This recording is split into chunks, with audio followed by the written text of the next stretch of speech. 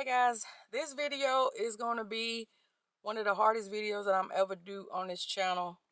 I pray that I'll never have to do another video like this. The area that I live in was impacted by Hurricane Helene, and so I've been out of power at my home since Friday morning around 5 o'clock. That's when the storm crossed over. I'm in Greenwood, South Carolina, which is the upstate Lakelands area of South Carolina. We're kind of close up. If you ever heard of Greenville, South Carolina, we're about an hour outside of there. If you ever heard of Augusta, Georgia, we're about an hour outside of Augusta, Georgia. And some of the footage that I showed at the beginning of the video, that is just in my neighborhood, and it's worse. It's like the whole city was out of power. Today is Tuesday, and a lot of trucks are out.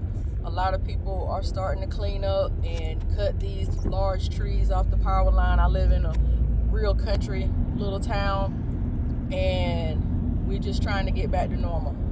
So this is what this video is going to be about, my experience so far going through this hurricane. And when I say that we are blessed in the area that I'm in, even with the down power lines, the trees, you know, we had a couple of deaths, people, trees fell in their house and they lost their life or whatever. And when I say that we are blessed though, even in the midst of all this, we are, because we did not have the really bad flooding in my area that some other areas experienced, like in Western North Carolina, which is not that far, because like Asheville is like literally like a 2-hour drive from me.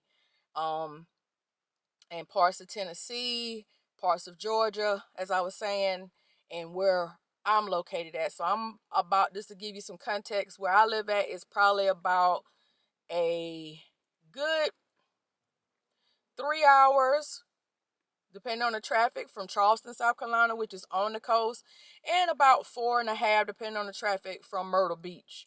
So I'm a good little ways away from the coast. I'm more inland, but this time it's the coast that's happened to help us. And I'm gonna tell you, just because I've been living here in South Carolina now for like 30 years. I'm originally from Baltimore, but I've been living here for 30 years now. I can just tell you that I've never experienced anything like this, and we all got caught with our pants down on this storm, because we did not think that it was going to be like this. Like literally, when we get little tropical storm, you know, rain after a hurricane is usually nothing, you know, and I don't think none of us took it seriously in this area. I really don't, because it doesn't normally happen in this part of South Carolina. Like, we'll get some rain if a hurricane goes off the coast of Atlanta, you know, down there, Charleston area, Myrtle Beach area. If they get any impact, usually we might get a little rain, you know, might get some heavy rain, but that's it. Nothing what we have experienced since Friday morning around 5 o'clock when this storm hit. And I am like 100% positive that we got hit by several tornadoes. Several. So what I'm going to talk about in this video today is some of the things that I learned, some of the lessons I've learned going through this experience, about being prepared for these things and not taking them lightly. Because going forward, me and my husband would never take any of these storms. Like, if they said they're coming this way, like, it wasn't no evacuation. It was just like more or less be prepared, batteries, stuff like that, water and stuff like that. You just can't take these things lightly anymore. You got to take everything seriously. So let's just talk about that. It's so much, I just don't even know where to begin. So I apologize if I'm rambling, because I'm still in shock. Like, I'm still in shock. Still got a lot of power lines down, and we're supposed to treat everything like a four-way stop.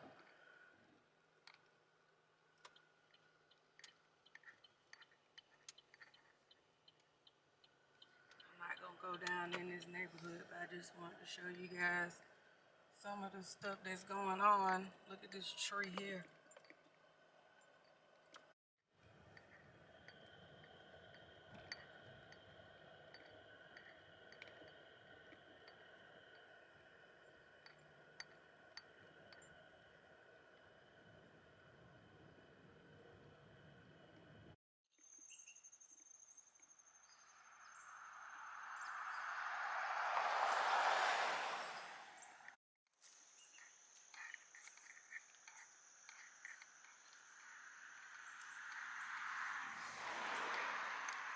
this is literally around the block from my house on another side street. Now, it was trees all the way across this whole road. As you can see right here, they cut that tree up to be able to make a pathway. And in between this tree, there was another tree up the road that looks like it had my sister-in-law's house blocked completely in. So she stayed on this road. And I was on the top part of that road. That was where the light was at. And now I'm on the back side of that road. So they cut that tree down. So look at this power line right here. So I'm assuming that this is a part of the grid that I'm on, and why we still don't have power on this side of town. And these are some big old trees, you know, that come up from the root. The rain started here Thursday, but it wasn't like bad torrential like rain or anything like that. And they were saying that, you know, all the rain made the ground soft. To me, and I'm not no weather person, it didn't rain that hard for the ground to be as soft. I've seen some rain. I had like real bad rain in my shop back here in the spring that I had to put sandbags out, and it wasn't even that bad. So I am convinced that these were tornadoes that was in that hurricane that hit my town. I'm like completely convinced. Because look at these big old trees in this lady's yard. Now, where I'm at now is right around the corner from my home. This is one of the ice machines. It's been packed like this ever since the whole weekend. And I've just been really blessed because right where I'm at right now has had power since Saturday. And my shop is right here, and so me and my husband, we've been living inside of my candle shop because of not having power at my home. So this is the ice machine right here, and this is my shop right here. So we've been living inside of the shop because it's had power since Saturday. And the reason being that the shop has had power since Saturday is because that's the hospital right there. And so the hospital, of course, they had to get the power back going. You know, they was running off generators, I'm assuming for sure. So they had to hurry up and get it back going. Building right across the street from my shop. And see, that's like the main substation right across the street right here for our power, like right over here, like one of the substations or whatever. So it's so grateful that these lines didn't get ruined, because it would have really been bad. But that's the hospital right here. Right there, that's the hospital. Like I said, I'm at my shop right here. So this is where me and my husband, we've been living in the shop this whole time since Saturday in order to have electricity and internet, because being a business, they was able to get the business back going with it being on the same thing as the hospital. So as you can see, we got food stuff out here. I had cooked a big pot of cabbage yesterday, and we ate from cabbage to, we got some charcoal, so we had ate some grilled food. We was trying to get on our bread and stuff, so like this is totally out the norm. My son had an extra microwave from when he was in the dorm, so we brought that down here to be able to reheat our food, because I only got that one burner. I bought the TV down here, so we do have the internet here in the shop.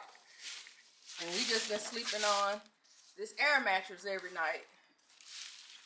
So it's kind of become our little norm, and I just put everything back together just in case if I get customers. Being able to get gas has been a challenge. Being able to get anything from what grocery stores that were open back up. I think Publix My husband was able to get in Publix yesterday to get us some stuff when he got the charcoal. So we got some grill food that we're gonna continue to eat. Hopefully our power get back on before the end of this week. It's just I'm just cutting the block. Like the things that you've been saying is just me cutting the block, because some areas is still just not safe to drive through because of the down power lines and stuff. But one thing, you cannot over prepare for these type of things. And my husband, ever since the pandemic, he prided himself on having emergency stuff and everything. And funny thing was, we didn't take this seriously, so all his emergency stuff was inside of our storage, and our storage unit was closed, and you have to put in an actual key thing to get in it. So Friday, when it was really bad, we couldn't get to none of that stuff. So we was able to get in there Saturday to get like some of the portable batteries and stuff like that, but then that's when we found out that the power was back on here. But Friday, when we needed it, really needed it, we couldn't get any access to it. So we just been here at the shop, just living, and we'll be here until our power gets back on. I'm just grateful that we have been able to get food. Because what was in our refrigerator, we went ahead and cooked that up. That's why I cooked cabbage yesterday, because we had some cabbage and stuff. And we ate spaghetti for like all day Saturday. We had cooked a big pot of spaghetti on that one eye in there that I got in the shop. So we ate spaghetti all day. And for breakfast that Sunday, because we had some turkey grind that we didn't want to go bad. So we just been trying to cook up what we had already in the refrigerator. We did have a propane fryer that don't need any oil, so we was, ate some wings with that. But I was telling you, this is right behind me, right there. That's the ice machine. It's just steady getting packed, because there's still a lot of places around here that still doesn't have any power. So I've talked to older people, and I wish I had a film when I was talking to them that has never experienced this, and they've been here their whole life. I've been here 30 years and haven't experienced this, and they've been here their whole life. Like the worst hurricane to date that I think that's come through this area was Hurricane Hugo, and I think that was in 1989, and that was before we moved here from Baltimore. We were still in Baltimore during that time. But I think that they were saying that some of the damage that has taken place in this area was worse than Hurricane Hugo back in 1989. So it's really bad in this area. So y'all just make sure that y'all keep us all in your prayer that has been impacted by this hurricane. Because these little towns like here, you're not going to see on the news. You're only going to see Asheville. You're only going to see parts of Tennessee. That's really, and I'm not saying that we're blessed, because what they have experienced, like especially in Asheville and parts of Tennessee with that flooding, man, that's why I'm so grateful. Because where we're at right here, even though we haven't had power, some people, they were fighting at KFC, because KFC, like right up the street, had got power back, fighting at the gas pumps, because people were trying to get in Lowe's to buy generators, and it's like everybody is being reactive instead of us being proactive and doing all those precautionary things. So it was like so much mayhem. And I can just imagine in areas that was hit worse than we were, what kind of mayhem, and the resources are very limited right now. I want to show you guys something else. Like after we get done sleeping, we put all the pillows and everything in the car. So that's my little wedgie pillow that I use to try to help with my acid reflux, and blankets. And this is the box that my son's microwave from his dorm that I brought in the shop. So it's just a really humbling experience, if you ask me. It's just been a really humbling experience. That's all I can say. One thing that I am glad about is that Governor McMaster's, who is the governor of the state of South Carolina, did not waste any time. On Wednesday, he declared a state of emergency for the state of South Carolina. So he didn't drag his feet about doing that of course, like I said, the towns, the cities, the major cities that's on the coast, Charleston, Myrtle Beach, all of those, you know, that I'm not going to say prone to hurricanes, but you know, when you're on the coast, that kind of goes hand in hand. But I don't know what's going on with my camera inside the shot while it's doing that. But anyway, so I just want to read right now where Governor McMaster's on the 28th, he did put in a request for us to have the expedited major presidential disaster declaration. So Saturday he put this in, and it was approved yesterday. So I'm gonna pull this up on the screen. So just in case if you are in my area and you did not know anything about this, let me go ahead and let's read this together. Governor Henry McMaster's federal major disaster declaration approved. As of September 30th of 2024, Columbia, South Carolina, Governor Henry McMaster announced that South Carolina's September 28th request for an expedited major presidential disaster declaration to provide federal aid to supplement state and local recovery efforts in response to Hurricane Helene has been approved. The initial list of counties approved for assistance is not final. Additional counties are likely to be added as further damage assessments are completed. The Federal Emergency Management Agency, FEMA, approved individual assistance program help to Aiken, Anderson, Bamberg, Barnwell, Cherokee, Greenville, Greenwood, that's where I'm at, Lexington, Newberry, Oconee, Pickens, Saluda, and Spartanburg counties. This program provides direct financial assistance to residents who incurred uninsured damages to their properties as a result of the storm. Individuals and business owners who sustain losses in the designated areas can begin applying for assistance by registering online at www.disasterassistance.gov, by calling 1-800-621-3362, or by using the FEMA app. If you use a relay service such as a video relay service, VRS, caption telephone service, or others, give FEMA the number for that service. More information about this program can be found here. So this is a clickable link, and I'm going to put this in the description for anybody that wasn't aware. FEMA has also approved public assistance for Aiken, Anderson, Bamberg, Barnwell, Cherokee, Greenville, Greenwood, Newberry, Oconee, Pickens, Saluda, and Spartanburg counties for debris removal and emergency protective measures, including direct federal assistance. Under the Public Assistance Program, state and affected local governments are eligible to apply for federal funding to pay 75% of the approved costs under certain categories. The division of the remaining 25% will be determined later. More information about this program can be found here. Additionally, the declaration approves hazard mitigation grant program assistance, which makes cost-shared funding available to the state for approved projects that reduce or mitigate future disaster risks. Funds under this program will be available to state agencies, local governments, and certain nonprofit organizations only. A wide variety of potential projects are eligible. More information about that program can be found here. So again, I'm going to put this article that's got these important links in the description box. And I'm just so glad that we are able to get the FEMA assistance in this area, because like I said, I didn't even touch like I said, I don't know what's going on with my camera, but I didn't even touch but like literally maybe 2 blocks, and that's just what's closest to my house and what's closest to my shop. That's literally the only part of this town that I covered. I didn't even cover none of the major area on the north end of town where most of our business is, like where most of our shopping stuff is. I didn't even go on that side, like, to even show you guys what's going on there. Over by Lander University, a big college that we have here, same thing, a bunch of trees down.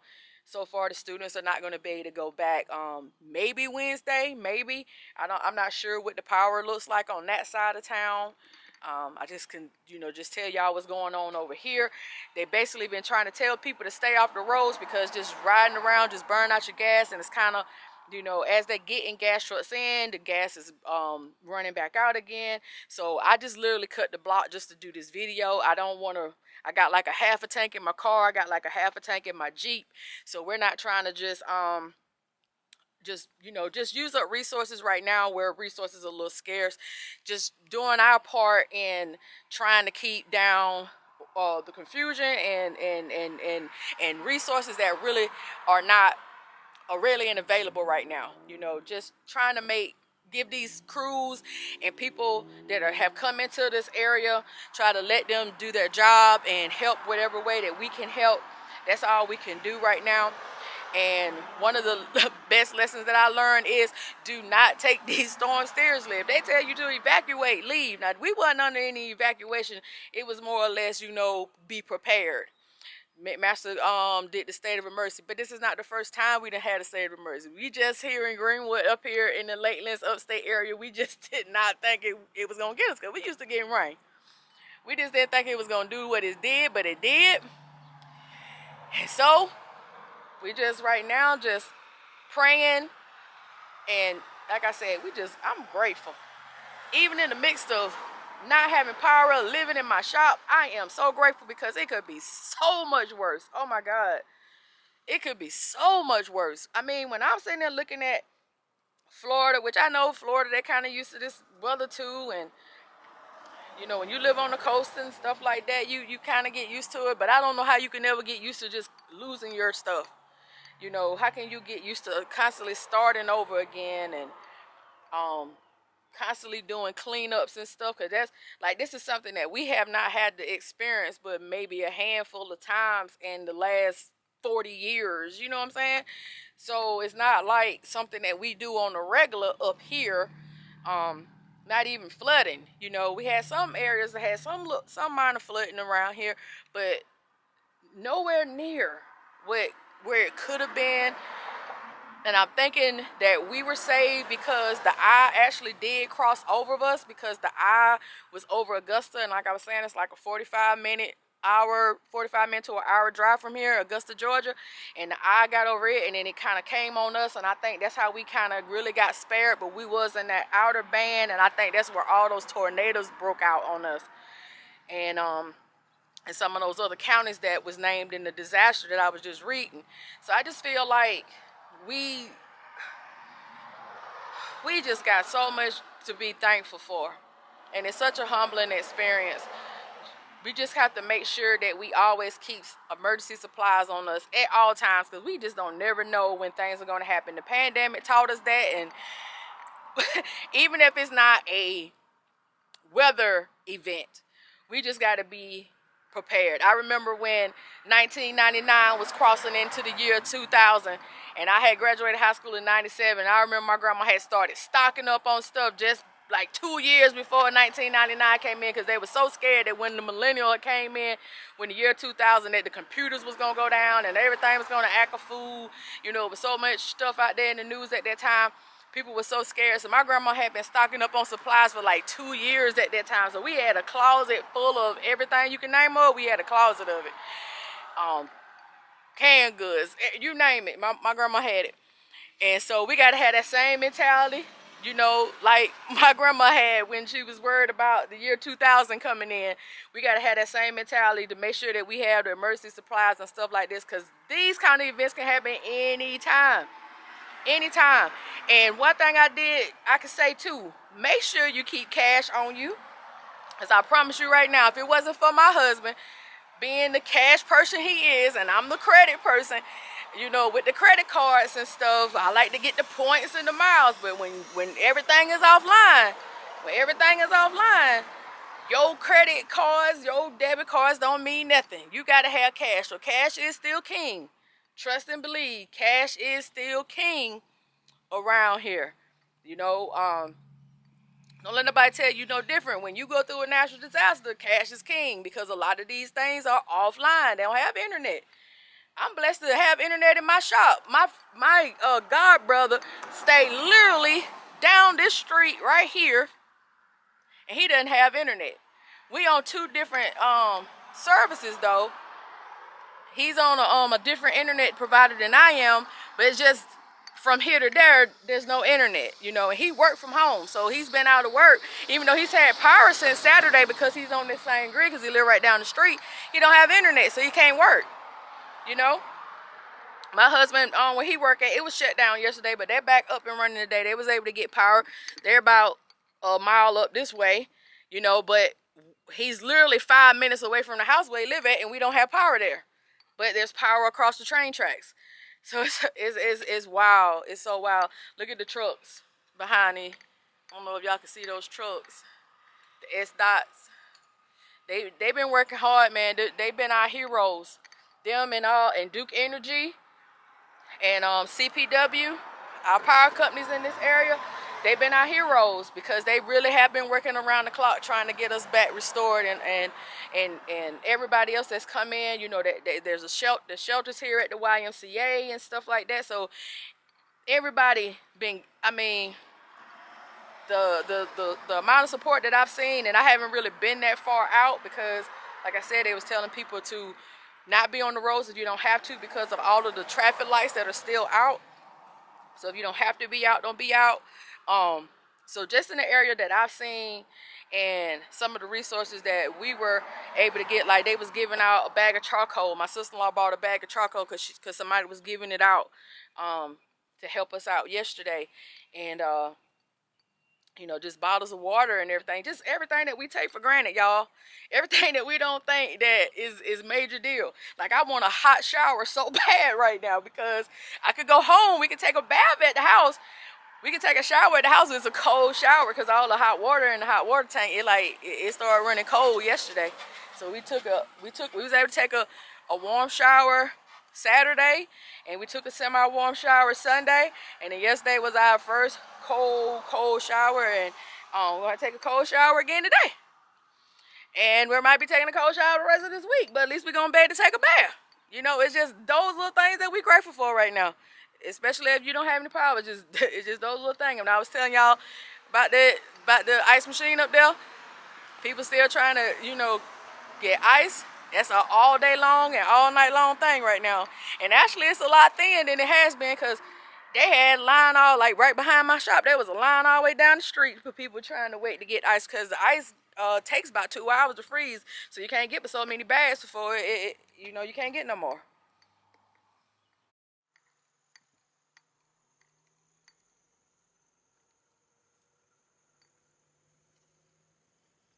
And see, it's stuff like this that you're not gonna see our area like you will see some of the more popular ones. You know, you just not. Now, this is a washer that I went to yesterday that's still packed. Me and my husband, we just had like a one load a piece, so I came here to wash clothes. More trees down this way. These stores are staying packed. Gas stations staying packed because people are just trying to get supplies, get things, get food. So a lot of these restaurants, like I said, they had somebody got locked up in the KFC the other day. It's been really crazy. This is a lot better than what it was. Like, this whole intersection right here where I'm at, which is like a street over from my shop, was really crazy. Like, it was a traffic jam on both sides, all four ways, trying to get into this one stop a minute because it was the only gas station that was open. But I see the 7-Eleven right across the street here is opened up now. See, we're still coming up on areas that don't have power lights. And they supposed to treat it as a four-way stop, but you know how that goes. Some people do right, some people don't. So there's still no power at these other stores.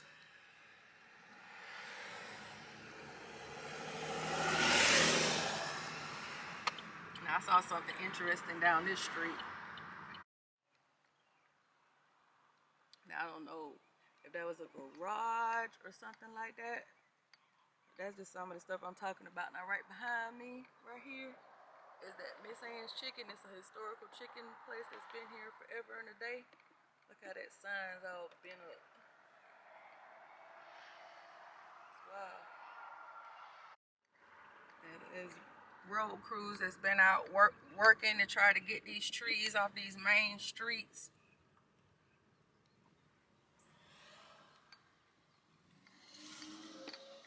And these power lines, look at all those power lines.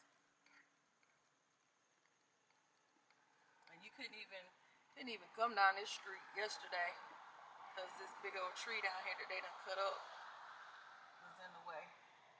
Still no power up here at this light.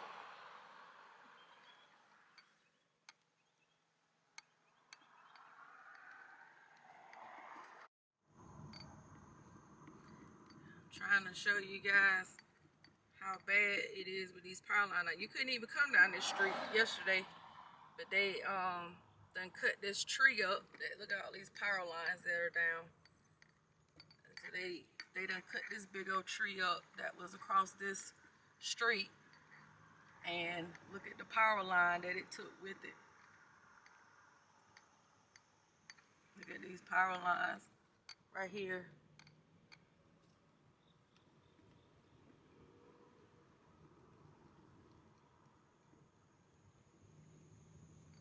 Like I said, this is just a small patch of the area that's closest to my shop. Like, this is not even on the other side of town. This is not even like the main area. This is just one side of the town. I haven't even been on the east side. This is what they call the west side and the south side that I have been showing you. I haven't been on the north side to show you some of that. But just here in this one little area.